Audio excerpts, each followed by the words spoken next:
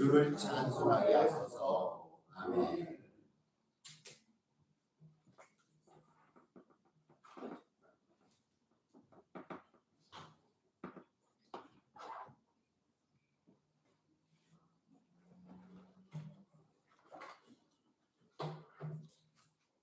성경에 굉장히 많은 용어들이 나와요. 그렇죠? 1189장입니다. 구약신약 합쳐서 장수까지는. 그러니까 얼마나 많은 용어, 단어들이 많이 나옵니까? 성경에서 나오는 그 수많은 단어들 가운데 여러분 어떤 단어를 제일 좋아하시는지요?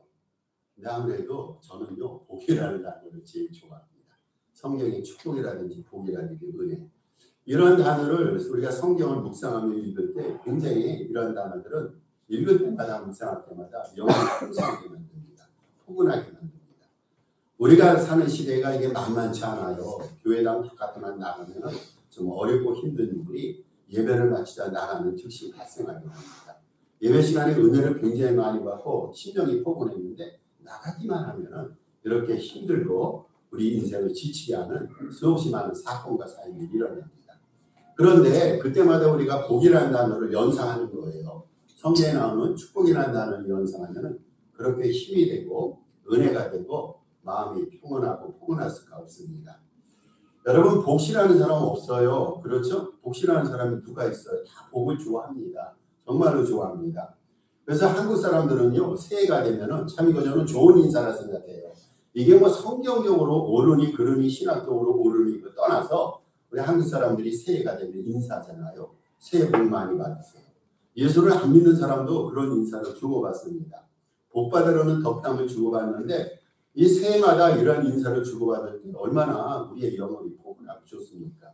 안 믿는 사람도 믿는 우리들에게 새해 복 많이 받으라고 해요. 저들은 복의 근원이라든지 복의 내용이 뭔가를 정확히 모르지만 복 받으라고 이 복을 전할 때 우리 마음과 영혼이 따뜻해집니다. 이 덕담이 참 좋은 거예요. 예전에 뭐 지금은 그런 밥그릇이 있는지 모르겠어요. 예전에 보면 그 밥그릇 있잖아요. 밥그릇을 은으로 만든다거나 혹은 구리 동으로 만든 밥그릇 보면 그 뚜껑이 있어요. 뚜껑에 새겨진 글자 두 글자가 있습니다. 하나는 수, 하나는 복. 이렇게 박수홍 목사님 여기 계신데요. 이렇게 똑같은지 모르겠어요. 복자, 숫자, 복은 숫자, 복자 이렇게 새겨져 있었어요. 그러세요. 여러분 다 그런 밥그릇에 밥을 드셨잖아요. 이 복복자와 목숨 숫자입니다. 이 밥을 먹으면서 이 밥그릇을 만든 사람이 뭐라고 그래서 이 글자를 새겼을까요? 밥을 먹으면서 복을 많이 받고 오래 살라는 거예요. 먹는 것도 즐거운데 복을 받으라는 거예요. 밥을 먹으면서 혹은 밥 먹은 이후에도 복을 받으라는 겁니다. 그것뿐이 아니라 오래 살라는 거예요. 이토록 우리나라 사람들, 뭐 우리나라 사람뿐이 아니죠. 복을 받고 복을 누리는 것을 너무너무 좋아했단 말이죠. 여러분 미국 사람들도 흔히 하는 나누는 인사, 뭐 좋은 말에 좋은 의미로서 나누는 인사말 있지 않습니까? God bless you.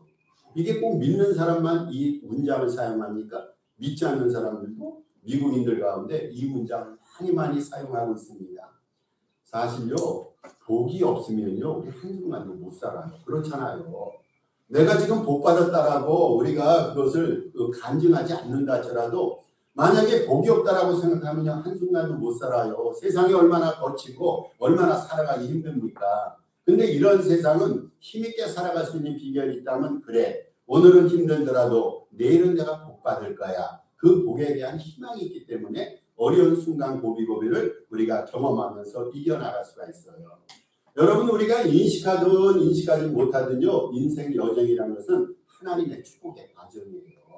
하나님께서 우리에게 복을 주셔서 여기까지 왔어요. 어떤 사람은 다른 사람에 비해서 삶의 정황이 열악하고 부족합니다. 그래도 그 사람에게 하나님께서 복을 주셔서 여기까지 온 거예요. 잘 나가는 사람도 하나님의 축복 가운데 여기까지 왔고 조금 덜 나가고 부족하게 전개되는 사람도 여기까지 왔습니다.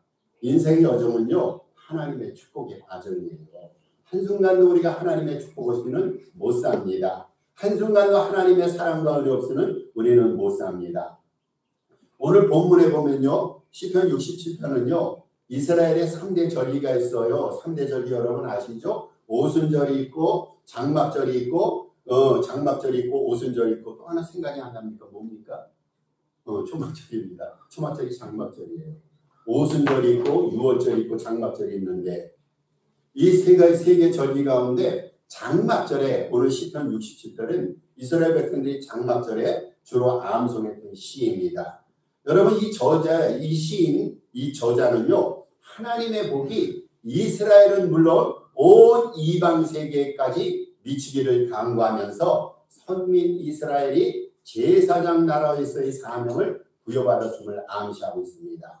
오늘 1절 말씀 하나 한번 다시 띄워주세요. 1절 말씀. 1절 말씀에 보면은 이렇게 제일 첫 문장을 시작합니다. 하나님은 우리에게 은혜를 주시다 복을 주시고.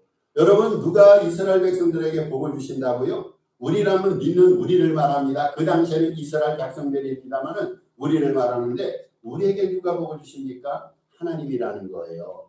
이 시인은요, 저자는요, 이 본문을 우리에게 선물로 주면서 하나님께서 만복의 근원임을 인식하고 있어요.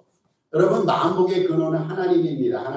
하나님이 우리에게 복을 주시는 거예요. 축복은 하나님이 주시는 거예요. 은혜는 하나님이 주시는 것입니다. 우리가 물론 노력해야 됩니다. 열심히 연구해야 됩니다. 그래서 우리의 삶 속에서 어느 정도 우리가 축복을 받기에 합당할 만한 삶의 그릇을 만들어야 되지만 우리에게 진정으로 복을 주시는 근원이 있다면 하나님입니다.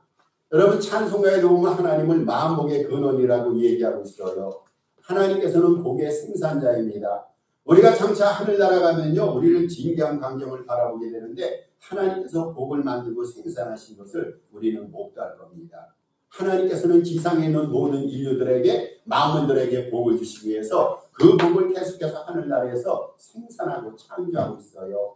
복의 생산자는 누구라고요? 하나님입니다. 그러면 그 복을 누가 나눠줍니까? 하나님입니다.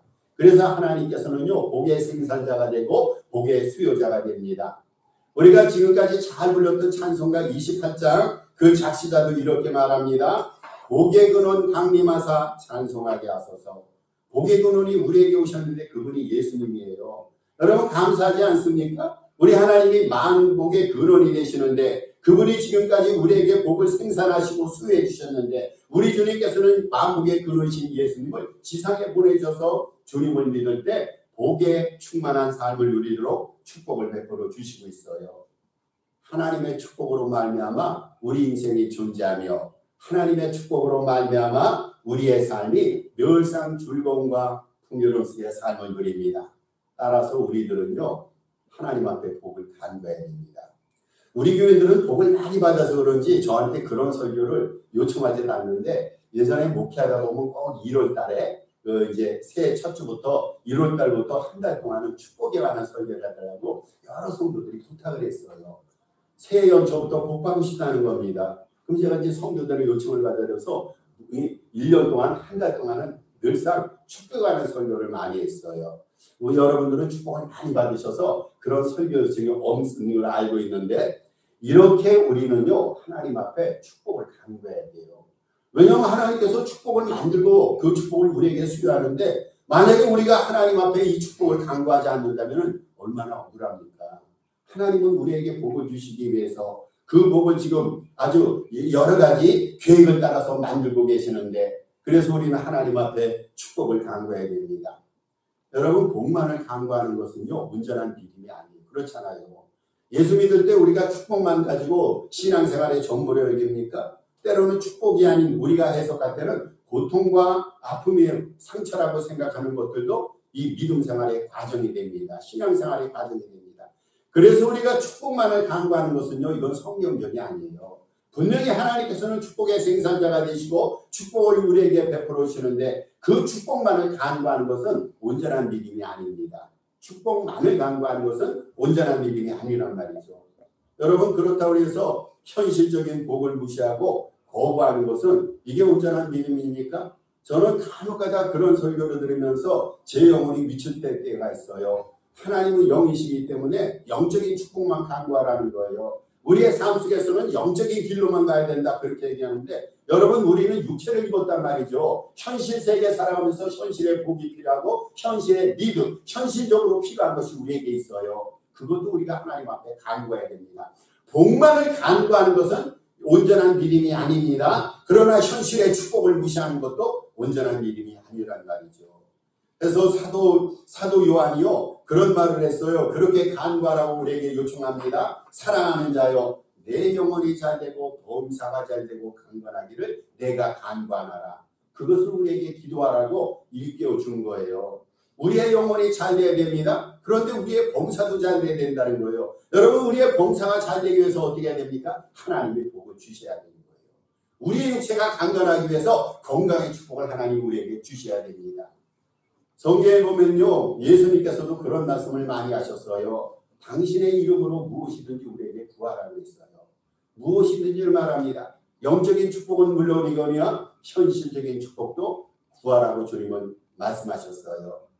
우리가 구하지 않으면요 하나님은 안 주세요. 안 주십니다. 특별히 야고보서 4장 2절 후반절에 야고보 기자가 이렇게 말합니다. 너희가 얻지 못하면 간구하지 않았기 때문이라 말합니다.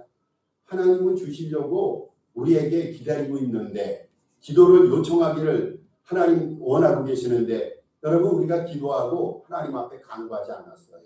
안 주신단 말이에요. 기도가 그래서 중요한 거예요. 왜 여러분 기도를 때로는 등한시합니까? 기도 많이 해야 됩니다. 기도 가운데 간구해야 됩니다. 그래야 하나님께서 들으시고 응답해 주시는 거예요. 하나님이 모르시는 게 있을까요? 전지전능하신 하나님이 당신에게 우리에게 기도하지 않는다고 해서 우리에게 필요한 것을 주님 모르실까? 아십니다. 그럼에도 불구하고 성경 기자는 말합니다. 하나님이 우리의 기도를 응답해 주시지 않는 것은 우리가 구하지 않았기 때문이라는 거예요. 구하라는 겁니다. 기도하라는 겁니다. 하나님 앞에 달라라는 겁니다. 그러면 현실적으로 필요한 것도 주님의 뜻에 따라서 주신다는 거예요.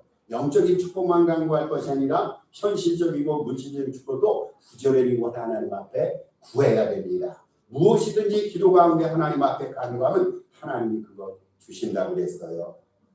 그러면요 복의 내용이 무엇일까요? 오늘 하나님의 복이라는 주제를 갖고 말씀을 드리는데 복의 내용이 무엇일까요? 복의 내용에는 두 가지가 있어요. 두 가지가 있는데 하나는 일반적인 복으로 이는 신자와 무신자 모두가 누릴 수 있는 것입니다. 자 예를 들어 보십시다. 여러분 이 물질이 일반적인 축복이에요. 일반적인 축복. 물질이라든지 건강, 재물, 이름, 명예, 성공 등입니다.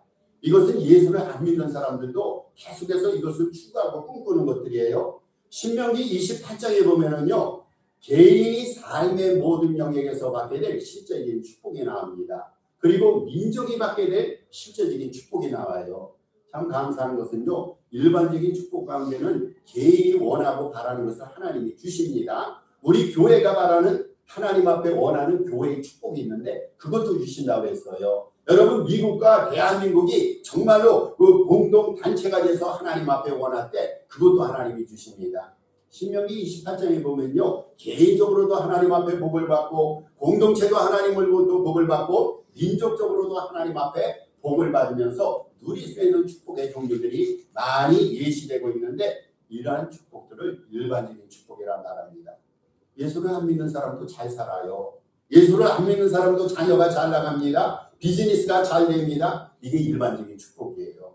왜 그렇습니까? 하나님은 세상을 사랑하기 때문에 믿는 자만 사랑하는 것이 아니라 안 믿는 자도 사랑합니다. 저들도 하나님께서 지으신 피조물들입니다. 하나님은 세상을 사랑하사 신자 불신자 막론하고 모두에게 일반적인 축복을 주십니다. 그러니까 우리가 일반적인 축복에 대해서도 하나님 앞에 간구해야 돼요.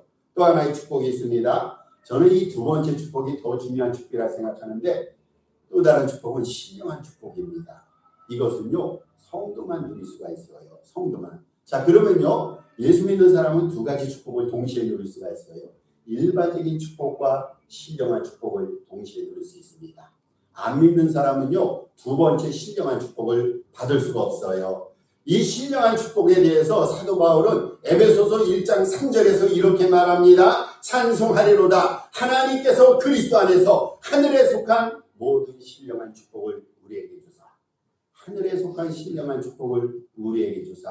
우리가 누구를 말합니까? 예수 믿는 자. 다시 말해서 예수 믿는 자들은요 믿지 않는 자들이 누릴 수 없는 신령한 축복까지 누릴 수 있다는 거예요.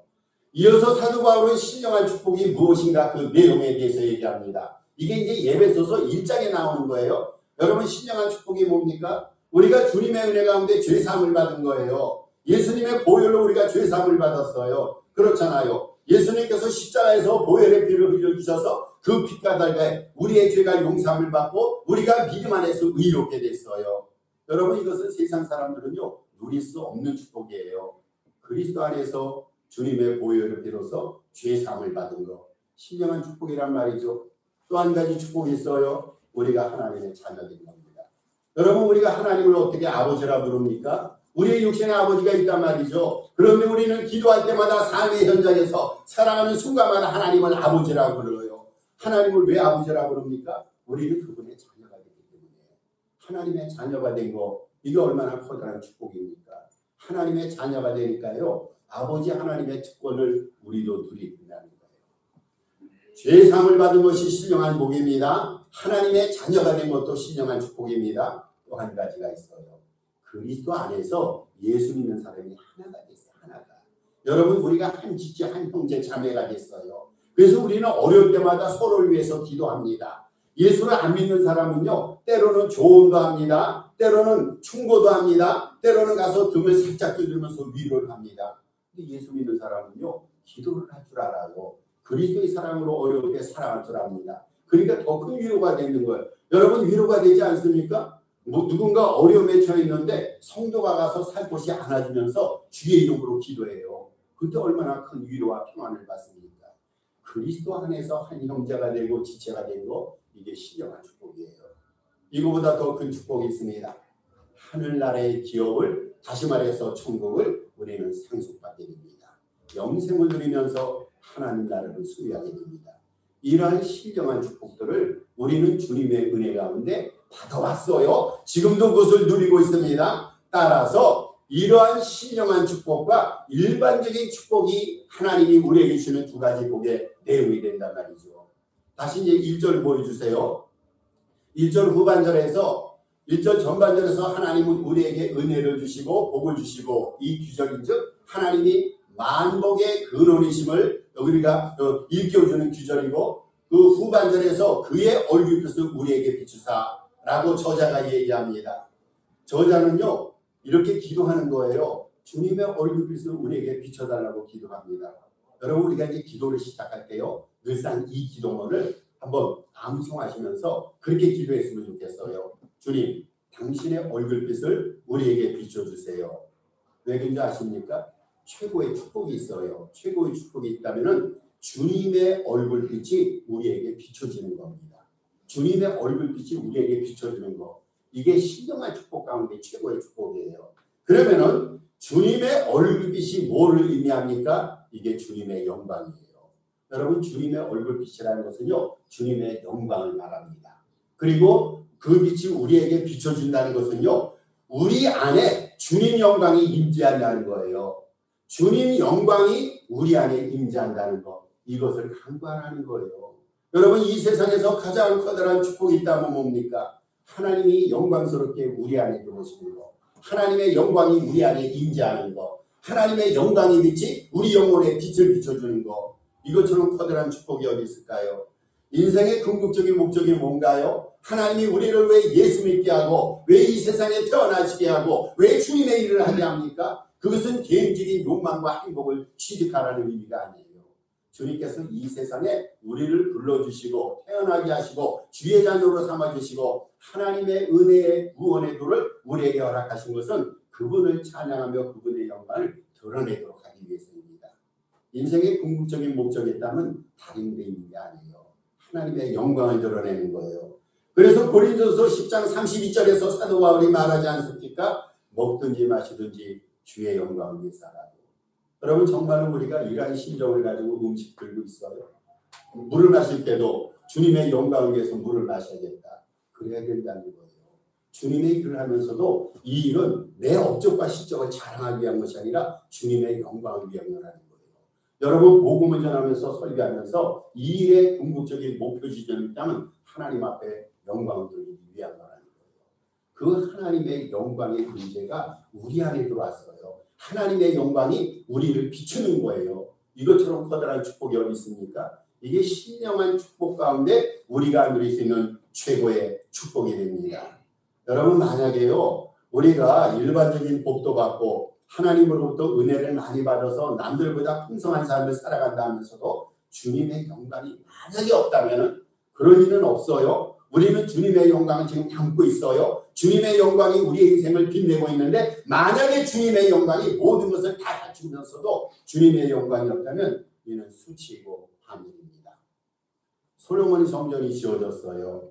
얼마나 이스라엘 백성들이 하나님 앞에 기도 많이 하고 모세가 하늘나라의 그 식양대로 예전부터 성막을 하나님으로부터 지도를 받아서 그 성막을 광야 시대에 짓지 않았습니까? 근데 예루살렘을 이제 가나안 땅에 들어와서 예루살렘 도성에서 성전을 짓게 되는 거예요. 그때도 하나님으로부터 식양 모든 성막에 대한 설계도를 부여받아서 그대로 그 예루살렘 성전을 지었어요. 예루살렘 성전을 지어서 하나님 앞에 봉헌 예배를 드립니다. 여러분 성전을 지으면 봉헌 예배 드리지 않습니까? 이 건물을 하나님 앞에 드리는 예배가 봉헌 예배예요. 이스라엘도 그게 있었어요. 예루살렘 성전을 하나님 앞에 봉헌 예배를 드리는데 그때 무슨 일이 일어난 줄 압니까? 하나님의 영광이 너무너무 가득했어요. 하나님의 영광이 이 성전을 꽉 채웠단 말이죠. 그래서 그때 예배 제사를 주관하는 제사장들 있잖아요. 제사장들이 성전 안에 들어갈 수가 없었어요. 들어가려고 하니까 하나님의 영광이 꽉 차서 그 영광에 압도돼서 성전에 들어갈 수가 없었어요. 여러분 하나님의 영광이 충만한데 인간의 언어로 하나님 앞에 예배드리는 것이 의미가 있을까요? 여러분 목사가 아무리 설교를 잘한다 하더라도 하나님의 영광에는 압도를 당하는 말입니다.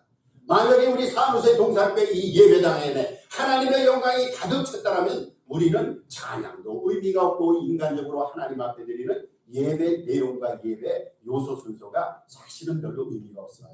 왜냐하면 하나님의 영광이 꽉 찼거든요. 예루살렘 성전을 하나님 앞에 봉헌할 때 그 영광으로 가득 차니까 제사장이 영광이 압도돼서 하나님의 성전 안에 들어가서 제사를 집전할 수가 없었어요. 여러분 그때 얼마나 장엄하고 얼마나 하나님의 은혜로 충만했습니까? 그런데요 죄와 허물로 인해서 이스라엘 백성들이 타락했어요. 이스라엘 백성들이 타락하니까 하나님의 영광이 예루살렘 성전을 떠났단 말이죠. 예루살렘 성전에서 하나님의 영광이 사라졌어요. 그 다음에 무슨 일이 벌어졌습니까? 예루살렘 성전이 파괴가 됐습니다. 하나님의 영광이 떠나니까요 교회가 망가지고 부서지더라고요. 여러분 그거보다 더 심각한 일은요 이 예배당입니다. 하나님의 영광이 떠난 예배당에 무슨 일이 있는지 아십니까? 우상 숭배가 나오고 있어요. 이것이 수천 년 전에 이스라엘에만 국한된 얘기입니까? 우리가 조금 돈을 돌려서 유럽을 한번 살펴보겠습니다. 여러분 유럽 가시면은요 그 빌딩들 가운데서도 성당 얼마나 웅장한 줄 아십니까? 수천 년 전에 수백 년 전에 그때의 공학공법으로 그러한 건물들을 만든다는 것을 상상할 수가 없어요. 얼마나 교회당 건물이 웅장하고 장대했습니까? 그런데 거기에 성도가 따라지고 하나님의 영광이 사라졌어요. 지금 예전에 유럽의 교회당 있잖아요. 박물관으로 바뀌었어요. 술집으로 바뀌었어요. 젊은이들이 오가는 젊은이들의 휴식터전으로 바뀌었어요. 여러분 하나님의 영광이 떠나니까요. 그 교회당이 그 초롱한 공간과 시간 속에서 하나님의 영광을 나타내는 교회당이요. 세상 사람들에게는 유흥가로 변모되고 그렇게 타락하기 시작합니다. 이게 오늘날 문제예요. 하나님의 영광이 우리 개인 영혼과 가정과 교회에 가득 차야 됩니다. 그런데 다행스럽게도 하나님의 영광이 다시 예루살렘 성전에 돌아온 거예요. 돌아왔을 때 다시금 성전이 회복되고 하나님의 은혜로 가득 차게 됩니다. 우리가 하나님 앞에 그래서 그렇게 기도해야 돼요. 주님, 당신의 영광의 빛이 우리 가정을 비추게 해주세요. 우리 교회를 비추게 해주세요. 당신의 영광의 빛으로 내 인생이 빛나게 해주세요. 이것이요 그의 얼굴빛을 우리에게 비춰주소서라는 오늘 본문의 간구 기도 제목입니다. 그러면요 하나님께서 우리에게 복을 주시는 이유가 뭘까요? 이게 중요합니다. 하나님께서 우리에게 복을 주시는 이유가 있어요. 주님의 구원의 복을 만방에 전하기 위함입니다. 2절에서 그래서 시인이 그렇게 말합니다. 주의 도를 땅 위에 주의 구원을 모든 나라에 알리소서. 주의 도를 땅 위에 주의 구원을 모든 나라에 알리소서. 여러분 우리의 삶 속에서 가장 커다란 복이 있다고 뭐라고 생각합니까? 구원입니다. 구원. 저희 주의 구원을 모든 나라에 알리소서. 주님으로부터 구원받은 것이 은혜 중에 은혜이고 복 중에 복이에요. 일반적인 축복은 받았어요. 영적인 축복 어느 정도 받았어요. 근데 내가 영생을 못 받았어요. 나에게 구원이 없어요. 우리 교회 구원의 역사가 안 나타납니다. 여러분 그렇다면 이것이 과연 진실된 축복일까요? 모든 축복 가운데 가장 커다란 축복은 은혜 중에 은혜는요, 구원받는 겁니다. 구원. 그 구원의 도를 전하라고 하나님께서 우리에게 복을 주신 거예요. 하나님이 우리를 구원해 주셨어요. 저와 여러분을 구원해 주셨어요. 그러면 구원받고 그 구원을 나 혼자 누리는 것이 아니라 그것을 모든 나라에 알리라고 하나님께서 우리에게 복을 주신 거예요. 이렇게 구원의 복을 전하는 것을 쉬운 말로 전도라 말합니다. 이거를 다른 나라에 가서 구원의 복음을 전하는 것을 선교라고 말합니다. 선교. 여러분 다른 게 아니잖아요. 내가 하나님으로부터 구원을 받았어요. 그 구원의 도를 전하는 것이 전도예요. 전도. 나는 구원받았는데 당신도 나를 구원하신 예수님을 믿으시오. 나를 구원하신 예수님과 구원의 도를 전하는 것을 전도고, 다른 나라 다른 문화에서 구원의 도를 전하는 것을 선교라고 말합니다. 여러분 그래서 선교에 보면요, 우리 주님께서 우리에게 명하신 사명이 있는데 전도의 사명이 아닙니까? 주님께서는 우리에게 땅끝까지 주의 증인으로 부르셨어요. 때를 얻든지 못 얻든지 하나님의 말씀의 전파자가 되라고, 말씀의 전파자로 우리를 부르셨어요. 우리는요, 주님의 복을 받은, 주님으로부터 복을 받은 일종의 빚진 자입니다. 생각해 보세요.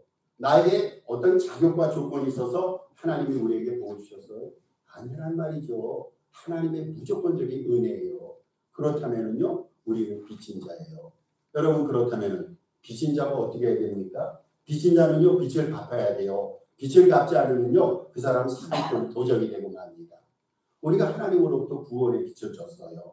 하나님께서 우리에게 복음의 도를 주셔서 우리를 구원시켰어요. 그렇다면 빚진 자인 우리들이 어떻게 해야 됩니까? 빚을 갚는 일이 있어요. 복을 주변에 전하는 거예요. 내가 받은 복을 주변에 전하는 것이 빚쟁이의 할 일입니다. 주님께서 우리에게 구원의 빚을 허락하셨어요. 그 빚을 갚기 위해서는 빚을 갚는 마음을 가지고 구원의 도를 모든 나라 주변 사람들에게 전하는 것입니다. 여러분 은혜 받은 자가 은혜를 갚는 유일한 길이 있어요. 그것은요, 내가 받은 은혜를 누군가 나누는 겁니다. 나만이 그 은혜를 간직하고 나만 그 은혜를 가지고 독약청천하는 것이 아니라 그 은혜를 주변 사람에게 나눔으로써 모든 사람들이 은혜의 수혜자가 되게 하는 거예요. 이게 주님의 뜻이에요. 주님께서 왜 우리에게 구원의 복을 주셨습니까? 그 구원을 주변 사람들에게 만방히 전하라고. 이게 신앙자의 사명이에요. 우리가 이 신앙을 잊어서는 안 된단 말이죠. 여러분 샘물의 특징이 있어요. 샘물은요, 퍼내도 늘 물이 새롭게 솟는다는 것입니다. 주님의 복과 은혜는요, 주고 나눌 때 더욱 새로워지고 더욱더 풍성해지는 거예요. 여러분 우리는 누군지 아십니까? 축복의 통로입니다. 축복의 통로. 우리는 축복의 저수지예요. 주님께서 우리에게 복을 주셨어요. 우리 안에 그 복이 가득 담겨 있습니다. 그렇다면 내 안에 담겨 있는 축복을 통로화돼서 다른 사람에게 흘려보내는 거예요. 이것이 하나님께서 우리를 믿는 자로 부르시고 당신의 복을 주신 의미가 됩니다. 우리 주님께서는 우리를요, 복의 통로로 사용하세요. 기억하시길 바랍니다. 저도 복의 통로이고 여러분도 복의 통로입니다. 아름답게 주의 축복을 주변 사람들에게 잘 흘려보내는 저와 여러분 되시기를 바랍니다. 여러분 사도 바울은요, 로마 교회를 개척한 적이 없어요. 사도 바울은 로마 교회를 창시하지 않았어요. 사도 바울은 로마에서 목회하지 않았어요. 그런데 로마서 1장에 보면요, 사도 바울의 기도 제목이 있었어요. 로마에 가기를 원하는 것이 기도 제목입니다. 아니 당신이 개척한 교회 아니에요. 고생해서 당신이 10분이고 목회한 교회가 아닌데 근데 그렇게 하나님 앞에 기도 제목이 로마에 가게 해달라는 거예요. 물론 사도 바울은 나중에 로마에 갔습니다. 그런데 그 이유가 우리에게 굉장히 감동과 울림을 줍니다. 로마서 1장에 나와 있어요.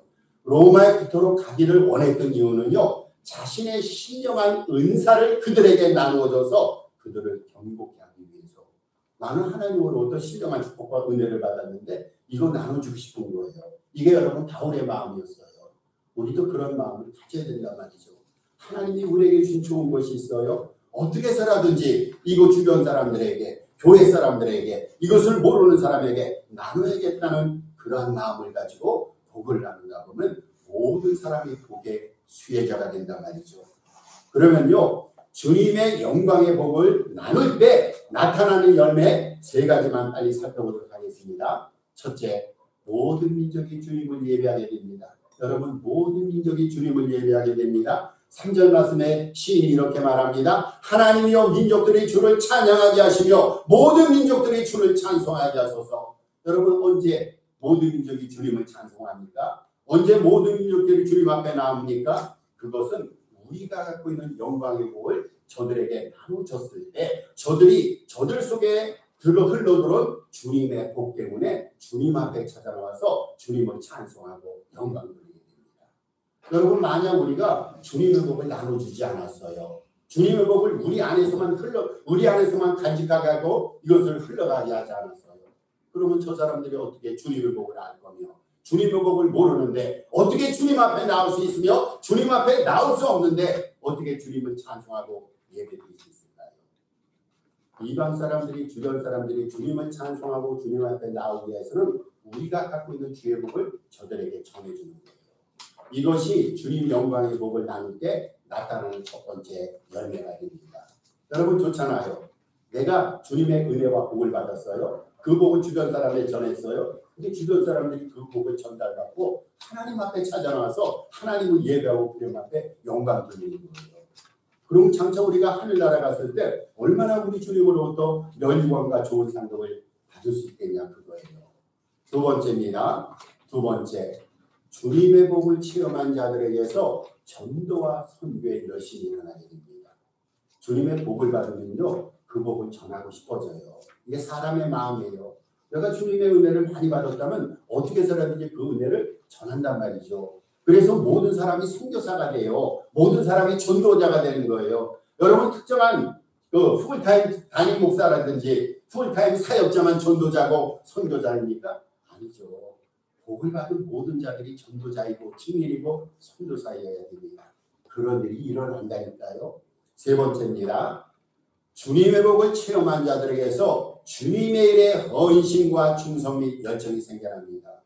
복을 많이 받은 사람은요, 빛을 갖는 신령으로 최선을 다합니다. 두렵고 떨리는 마음으로 구원을 완성시켜가면서 믿음에 흔들리지 않고 경고하고 주의 일에 힘쓰는 자들이 됩니다. 열정이 생기는 거예요. 열심으로 주님의 일을, 교회를 감당하게 됩니다. 누구로부터요? 주님의 복을 체험한 자들. 주님의 최상의 복이 뭡니까? 구원의 복입니다. 자, 이런 은혜를 하나님이 우리에게 주셨어요. 여러분, 우리가 주님의 은혜밖에 정말로 자격이 있는 자입니까? 아무리 생각해도 우리는 자격이 부족하고 미약합니다. 그런데 이렇게 미미하고 부족한 우리들에게 주님께서 은혜를 주시고 복을 주셨어요. 구원의 축복을 주셨어요. 주님께서는 일반적인 축복을 주셨고 신령한 축복을 주셨어요. 우리들은요, 주님의 축복 늘 생각하면서 주님 앞에 감사의 삶을 살아야 됩니다. 주님 앞에 범사의 영광을 드러내면서 주신 복에 합당한 삶을 살아가야 될 줄 압니다. 주님의 복을 열심히 전하고 나누면서 모든 이들을 주님의 복의 수혜자가 되도록 그렇게 헌신하는 저와 여러분 되시기를 주의 이름으로 축복합니다. 우리 오늘 주신 말씀 생각하고